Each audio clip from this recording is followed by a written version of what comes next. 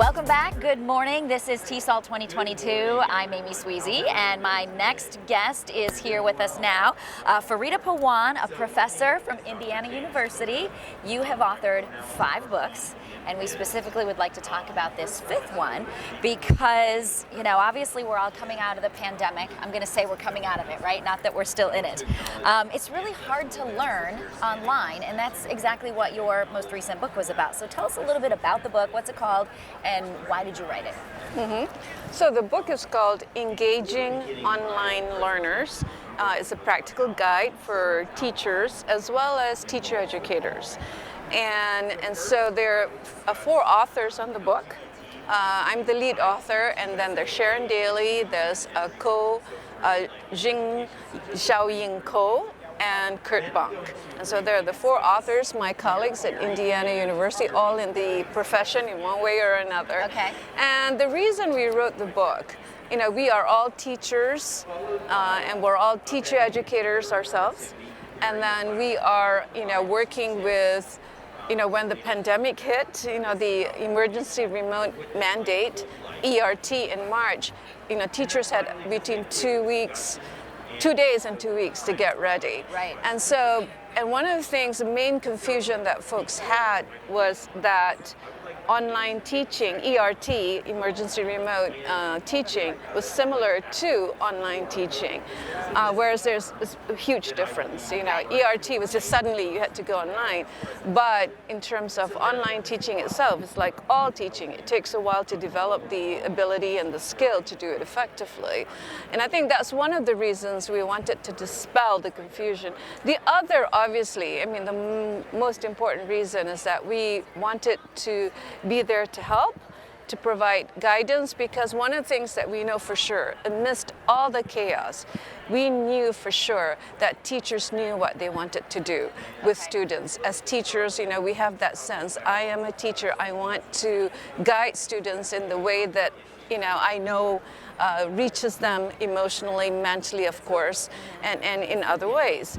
And so we were sure that teachers had that. What they were struggling with was the medium and the tools. And we consider the online medium, technology and whatnot, they're very important, but they're tools.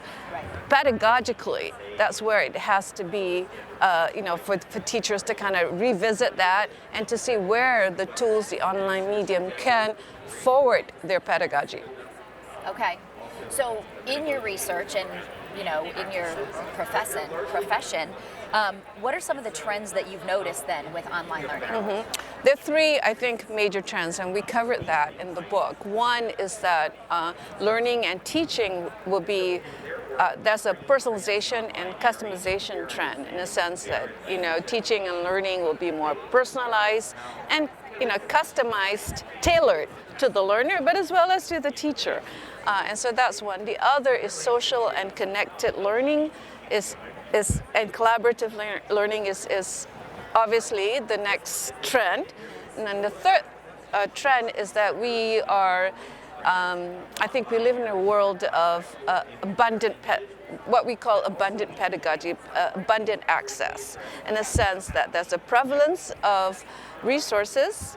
We're not talking about equity and equality in terms of access, but but the resources, there's a prevalency of them that are available, and we have to deal with the equity and equality issues, differently, and we have to problematize and interrogate that. But the other is so those are the 3 trends, and I think one of the last trends, I think, and I said 3, and I'm adding one more, which is the fact that we will have artificial intelligence playing a role as well in terms of online teaching and learning. And to read the rest of it, they just need to get the book, right? Yes, to see the rest of the trends. And since you mentioned the book, all the things in there are available online, so there is an online access to the material. The other is that also there's a free course professional development course in there for teachers that my team and I created based on a grant. So it's accessible and it's free for teachers as well. So the book itself physically is there for you to purchase, but there are materials there that are publicly accessible and free.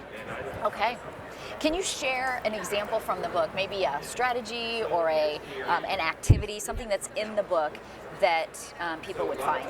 Right. And so one of the things that in writing a book like this, Amy, I think one of the things that you realize is that technology is a very fleeting thing.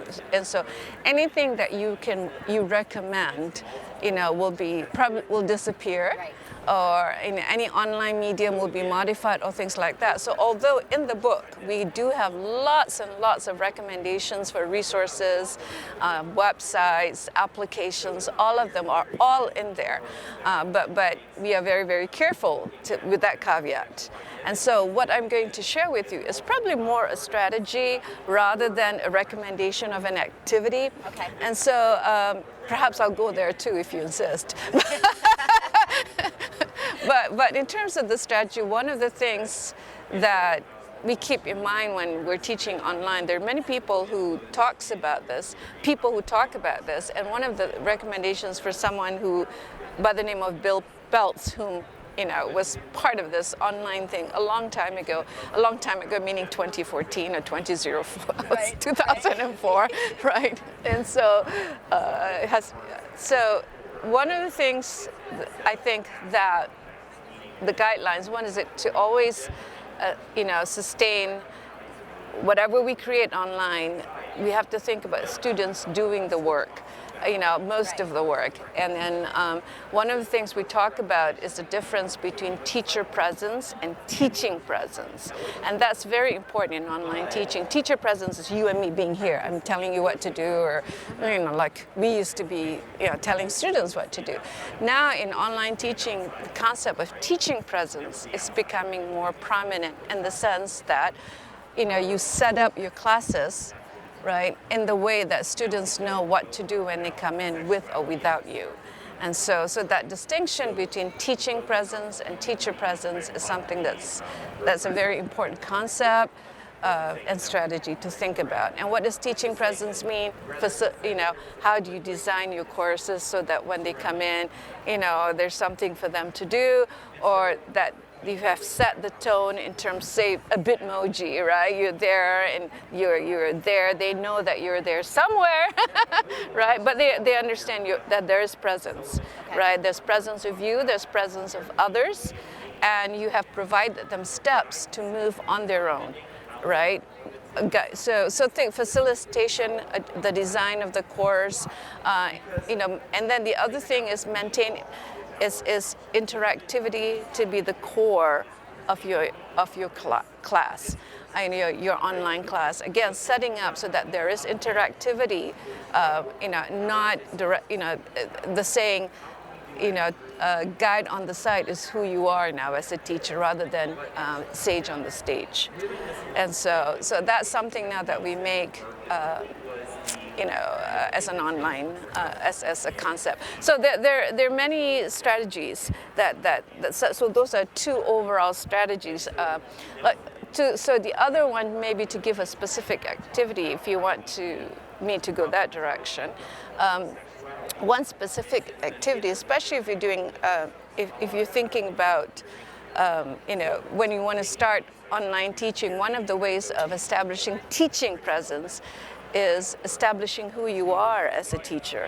And so one of the things, and also creating space so that students, right, can, showcase and can self-express, right? Like the personalization trend and customization can self-express and can see themselves represented in the online class. And so those are very hard things to do in online because, like if you're on site, you touch them and say, hey, I hear you, I see you, right? Things like that. You want to have sort of the same social, what we call social presence in online teaching. How do you do that? One of them is that you start with yourself as a teacher. So for example, so if you want students to feel represented, to feel that they are present in the classroom, if you're asking that of them, because you're creating investment into the engagement into the classroom, you have to start with yourself as a teacher. So for instance, we have an example whereby a teacher would record something called photo voice, would record her entire day. Right? This is what I do, right? I open my fridge, this is what my fridge looks like, Or, another more serious thing is, for instance, especially if we're talking with the ESL, EFL, very diverse community, the teacher talks about, for instance, pictures of where they were growing up.